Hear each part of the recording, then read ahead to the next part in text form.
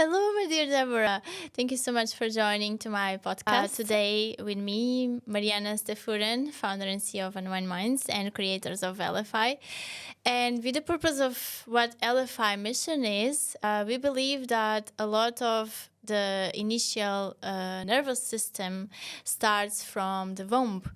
And today we are going to discuss how the womb as first climate for the child, for the baby, is also supported by the structures of the family. So I would start in my first question. How do you see this change now from survival system structure that was so in our mind and also in our families and system, changing currently in 2026 to a more different structure, more supportive structure? How do you see it also, this womb structure influences the child development and also the family relationship, how it influences the child development? Okay, well, I wish it would be changing in 2026, but I don't think it's going to change that quickly. What is changing is women are now admitting that the role of motherhood and the wife and having it all is not working. And first of all, the first step of changing anything is awareness. So women are now understanding that actually I need to be a good wife. I want to keep my relationship alive. I want to be a brilliant mum. And a lot of women are not building anything for themselves. They take years off being a full-time mother because they want to ace that. These are, women want to do the best at everything. They've had an amazing career. Then it's like, right, I'm now going to be a mother. I need to ace this as well. Like a superwoman. Exactly, like a superwoman. And we're struggling. Women are struggling because we're not meant to be going at that pace and actually pleasing everybody else, because majority of women were brought up to sacrifice. You put everybody first. It's almost like a badge of honor. And a lot of the younger generation are actually looking at our lives, looking at their parents' lives and saying, no, thank you, I really do not want that. That is not offering me anything, because I see my mum worn out.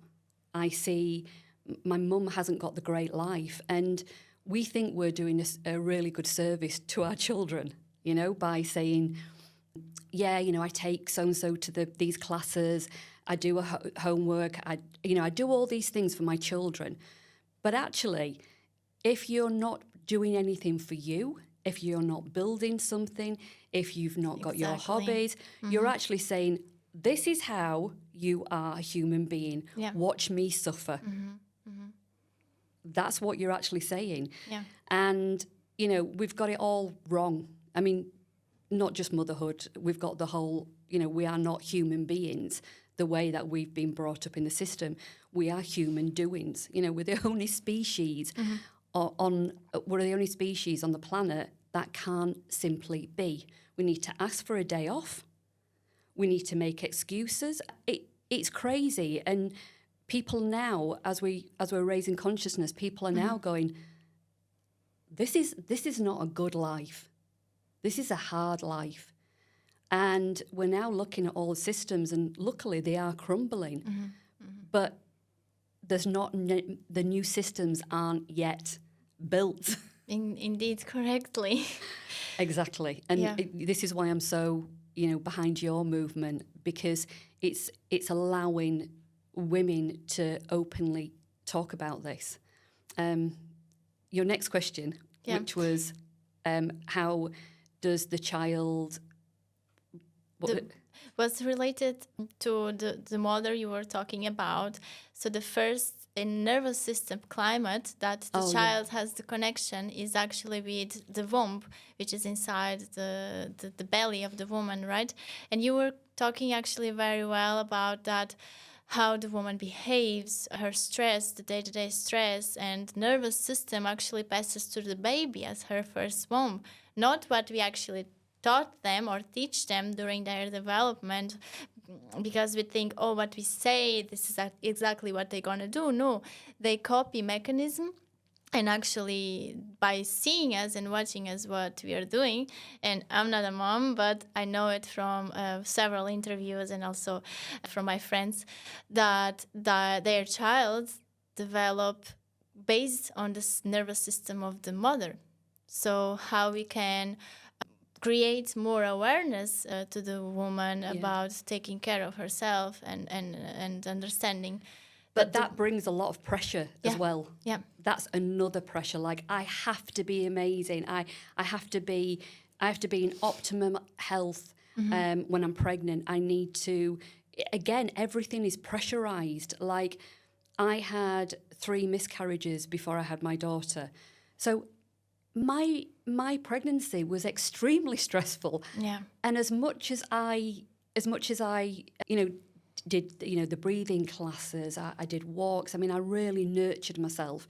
The only time that I officially felt pregnant is when I had an ultrasound and I'd walked out and said, a heartbeat's there, she's okay. The next morning, the worry was still there. I'd lost three babies. So, as much as we say the nervous system of, we cannot help it.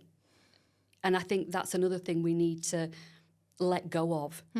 Today I will do my best. Today I will do the best for me and the health of my baby. Yeah. And that's all that we can ask for. Yeah. But I think it goes deeper than, yes, I understand about the damage that can happen in the womb and the child's nervous system, but the damage really is done when the child is born and the child is learning about love. So if the child, for example, say if you were brought up in a family where, you had loving parents, they were affectionate to each other, and so you were watching how they loved each other, how they repaired, how they ruptured, how they worked things out. And then you would see how you would receive love. So then it would be, this is love. So if you had an amazing family, this is great. Majority of us, we were brought up by emotional neglect because our parents were told, stipper of upper lip, we don't really talk about emotions. And so we weren't trained to understand our emotions. And this is where so many women abandon themselves, because we have been told to we actually don't know our emotions to know our need, to then know what action to take. And it sounds a crazy thing, but it's like, actually, how do I feel? Oh, I feel lonely. Okay, what do I need? Connection. Okay, action. I'll ring a friend. Yeah. It's really basic, but we've not been trained it. Yeah. And those emotions were actually very suppressed in the system. So as suppressed. You mentioned in your conversation now today, that the systems were very built into work, right? Into improving productivity and not into co-creation or consciousness. Nothing of that. We were suppressed as human beings to be robots, literally. Well, the thing is this is the, people say the system's broken. No, the system's perfect, because the system was never meant for you to thrive. Yeah. The system was for workers to sit a child in a school and be told what to do, to obey. So then they would be trained to obey. Then they would go to work and, and so, I always say to clients, you never had a chance, but now you do. Because now you're waking up and indeed. And now you're saying, actually, what do I want? And there's women in their 30s, 40s, 50s going, I actually don't know. Because they actually don't know themselves, because they've been, manipulated in certain ways. They've had to survive. We had to. So the child learns about love through how they receive love, and that's their love template. And so if that's their love template, the woman and the man will seek those relationships out. So if you had a father that was absent, or he showed affection one minute and not the next, you're going to be attracted to an avoidant. Yeah. You know? Yeah. And the child doesn't know that. She's not going to be sat there going, of course. I understand this is attachment, you know? So we need to unlearn, and we need to re-educate ourselves. Yeah. And it comes down to who we are as a woman, and understanding who we are, what we want, how we want to love, you know? We and then the child experiences it. You know, you cannot teach love. She or he, the child, will experience it. Yeah. And that's the greatest gift. Yes, indeed. Do you believe that love is the core of everything you want to create, or even if you want to have a child also? Because I've saw in your publications, you're a believer that the consciousness is shifting, right? Yes. So we are new awakened people that going to help co-create a new consciousness, because this is also part of how we rebuild the system. Yes. And survival system, and also the self-sabotage and survival in the mother and the father, and they thinking that their roles needs to be rigid, which is not true. They need to be part of the co-creation, right? So how do you think, from your perspective, this shift needs to happen? Is it this from remembering the love that is within all us, or No, how it's going to happen? I wish it would be, because that sounds so much easier. Yeah. It's a collapse.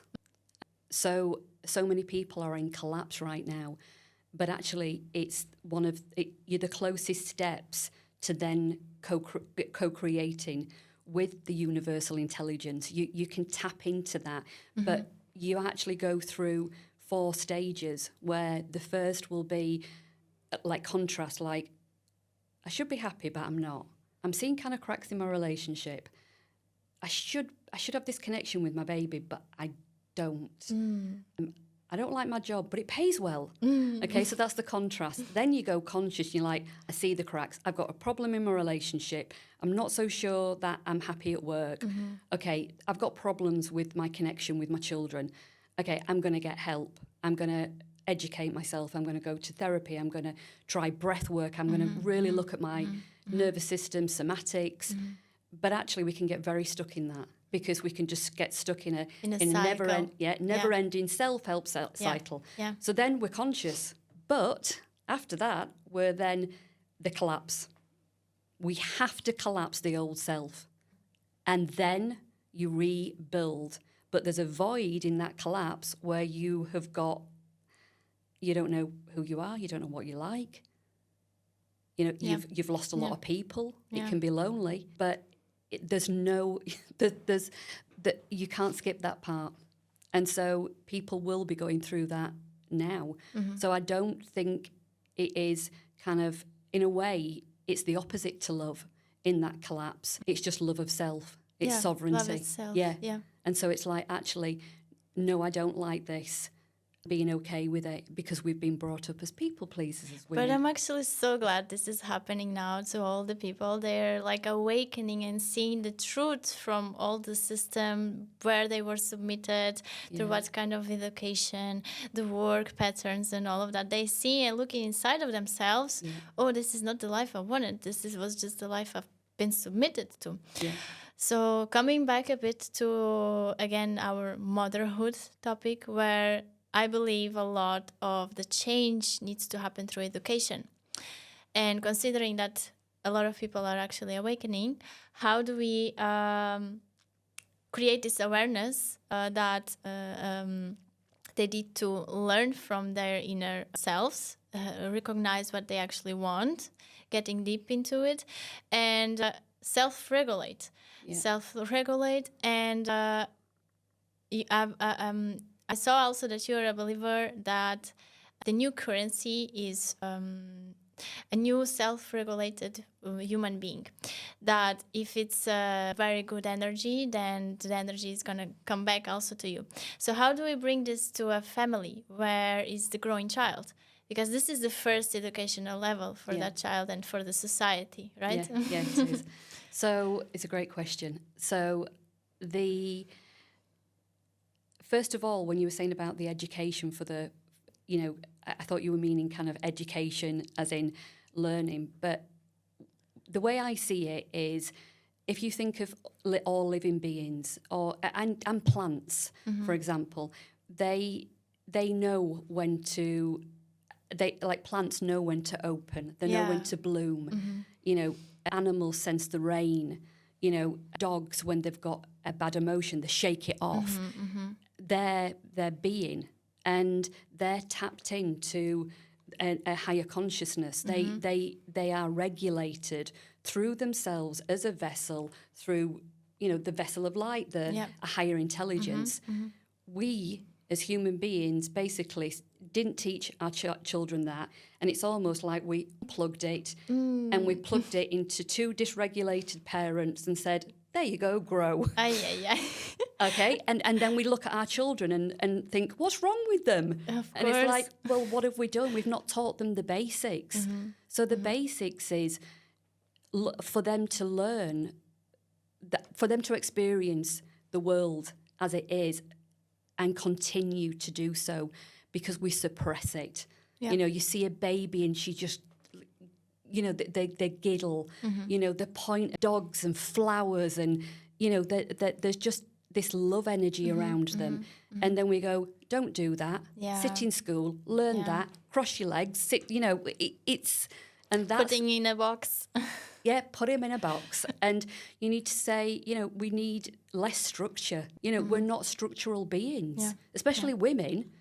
Sometimes we want to hibernate, sometimes we want to be loud, sometimes, we need to have that expression, but that authentic expression. And children have it naturally, and the adults are killing it. So imagine if we, children would be better off without parents in a way, the way that we've... Because if you've got these authentic, if we look around, how many authentic, expressive human beings do you see every day? Not, so... It's kind of like a overprotective system that was created within the parents, because they were raised in a system which were to increase productivity and capitalism. So they were like, okay, we need to do this perfectionism. But the nature, if you look in the nature, is just in perfect and imperfect. Perfect harmony. Indeed, it's harmony. So that's how we also should live as a humans. It's unlearning everything you knew. Indeed, it's unlearning everything we knew. And there's a new shift of how we see also motherhood, right? It's like a new identity shift that is happening. Yes. How would you inform or even share about this shift that is happening within the woman itself, to look and see the feminine that she needs to be, and also the real mother as a mother nature, as earth, which is feminine? I think one of the most beautiful things I've ever experienced, and the most painful thing, is giving birth. But something happens when you give birth that you realise what a primal being you are. There's that bond. And I don't mean emotional bond. I mean, there's this kind of fierceness, that there's this protection of a woman, and with her baby. And I think we too quickly kind of bypass that, or we talk about it hurt, it was, what you had to go through with childbirth. But I think there needs to be a celebration of that. You look back of traditions in tribes and how they celebrated the woman and the birth, and, they had a village to look after the woman, whereas the woman's like, okay, it's go time. I've got the child, I've got no handbook, I have no idea how to do this. I'm being pressurized to be breastfed. It's difficult. So we really need to look at motherhood and celebrate the actual gift of giving birth. You also mentioned and very well in our history and traditional system still the woman look to each other or to her partner, or even if it's in a hospital, they always look into the physical, the pain, how was it, how the physical body changed, but they don't think or don't look inside, how there's actually scientifically proof that the brain of the mother changes after she giving the birth. So we don't look on it. We don't question. Oh, I've changed. So this identity shift actually happens, and some women don't accept or don't even know how it happened. That is huge, and it's not talked about enough. Indeed.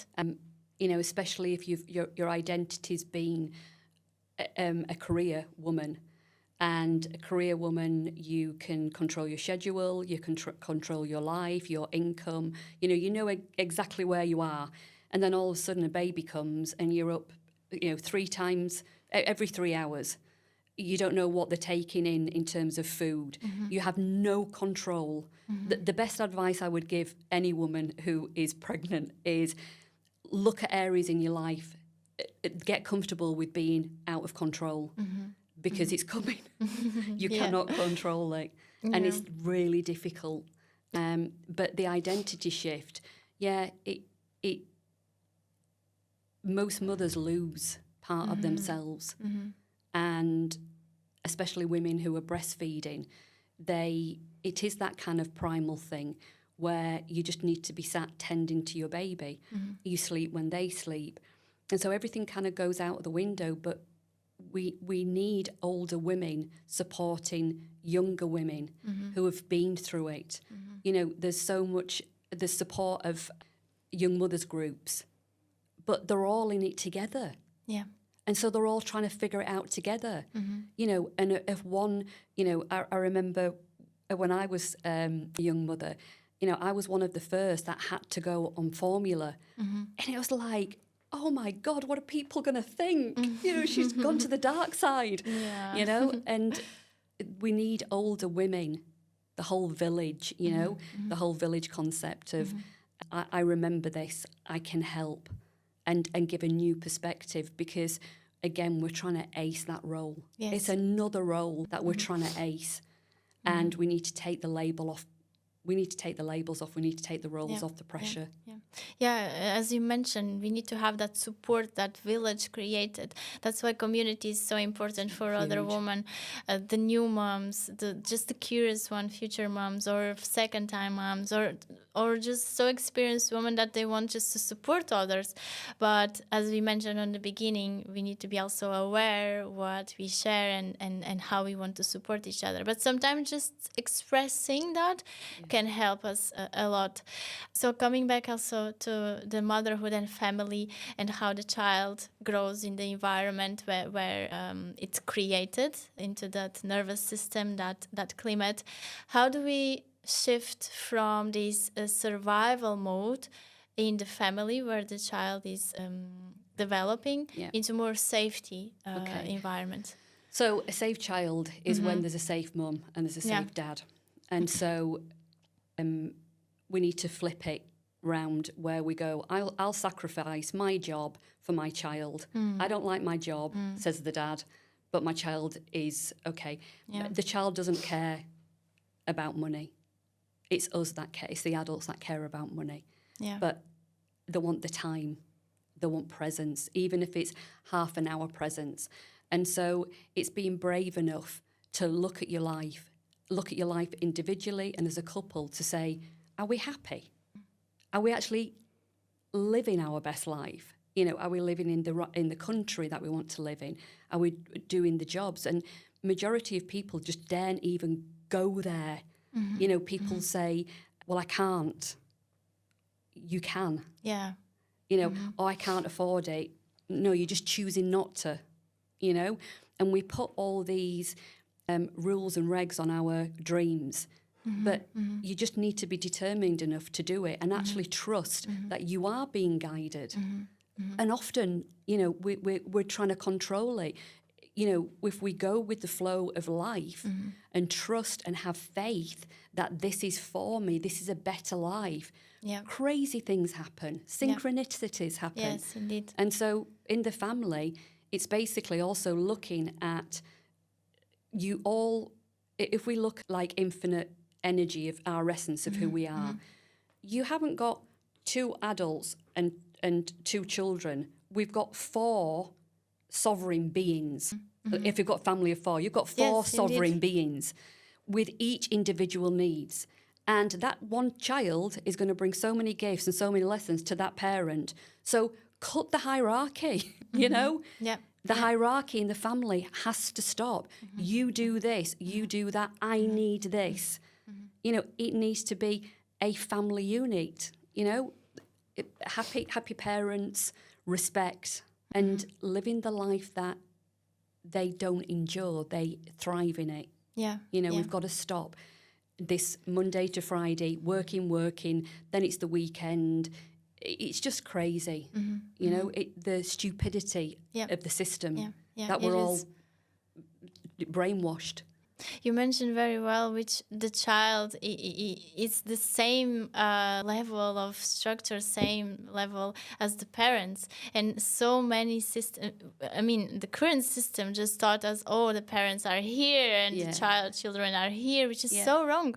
We are all the same matter. Yes. The same human beings. Maybe I don't know if you believe in souls, so maybe the child that was born has a more older soul than the parents. So I subscribe your words by saying that we should drop the hierarchy, which is really well said.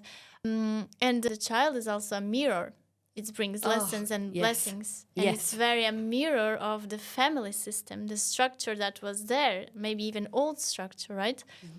Yeah, I love it when, I was always a why child, but why? And as parents, we need to get curious with them. Actually, that's a good point. I don't know why. Yeah. Instead of going, well, it's this. It's like, actually, that's a really good point. If we're looking, ultimately, the highest, the highest we can vibrate at is not enlightenment, it's authenticity. And when we're in pure authenticity, we can create the life that we want. How we are inside is what we create on the outside. So if we're thinking about our child and how authentic they are, who are we to tell the child how to be? We should be learning from the child, how they are present, that is a human being. If you think about it, you see the child playing, you see the child cry, you'll see the child, throw the Lego down. It didn't work, and you're like, God, I feel like that a lot, but I've suppressed it, It's wonderful listening to you, because I also remember my previous guest, and she said that her child, it's already so developed that he knows where he feels in the body the anger. Oh, mommy, I'm feeling the anger in the belly.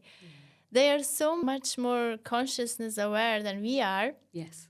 But so many women still, like maybe than 50%, they're still not aware. So they're still in the system of rigid, structured education, right? So how do we build and try to change this survival system into more safety, conscious co-creation and expansion system? So first of all, mothers, I see it all the time where mothers are kind of have that I know best. The child needs to know that I know best. Drop that. That's the first thing. Because and really listen to the child, like learn from the child, work with them. They're going to respect you so much more if you are authentic. You see children when they say, why is he being like that? Why is she being, they can see truth, not truth. Yeah. And so mothers need to really work with their child and think, wow, it's fascinating how she loses herself when she's playing, when she, how she works with her emotions, and we need to do that kind of care for ourselves. We need to educate. Every adult needs to educate themselves on their own nervous system, how to regulate for themselves. Because in a household, you're all co-regulating. One person comes in a bad mood, the other person does. Then the child is looking, thinking, how do I micromanage this? Because and we need to look after ourselves and understand our own emotions. So if the child says, "Mummy, I feel angry," instead of kind of trying to fix, because mothers love to fix, let's take the pain away. Sit with the pain. Why do you feel angry? Where is it? Indeed. Express it. But also we need to do it. A lot of children say to the parent, "Mummy, what's wrong?" And the mother has carried on without speaking a word. But the child is feeling it. Yeah, of course. And it's okay to say, "Mummy feels sad." Why do you feel sad? My friend upset me. "Oh, Mummy." And then that kind of conversation is then, if she falls out with her friend, "Oh, my mummy had this." If we're all more honest and open. Indeed. If we're just being human instead of taking the upper hand. If we're like, "I'm sad, I'm angry, this happened." Children are a lot more savvy than we give them credit for. They pick up things, they know things. Or the arguments when they're, 6 or 7, they know everything that's going on. Yeah, and it's somehow, as you said, also to be honest with the child and also with the woman itself when she is asked that question, "Oh, why are you feeling like that?" And ask yourself also that question, right? Yeah. Why I'm feeling this pain, and being honest with yourself too. And by opening that conversation with the child or any other person that might be in the room, you are also opening the trust and safety by opening that field. Massively. So that's how actually we are building with LFI to build a new emotional infrastructure system with trained different 6 level of emotions models through our technology, because we know how the system was built through wrong technology direction through increased productivity. So we need to shift that into a new way of creating with a new consciousness awareness, new family systems regulated with a very well nervous system. So this is the support we're building through technology that the woman can ask and have awareness of these questions and expand her consciousness, love herself more, feel safety more, trusted, and then provide the love to herself and also to the children and next generations. So, Deborah, thank you so much for the conversations and all the sharing you provided here today and all the education. I hope the listeners learn from you. So thank you. You Thank too. you. And please subscribe my podcast, and also our guest, Deborah O'Grady. Thank you. Bye.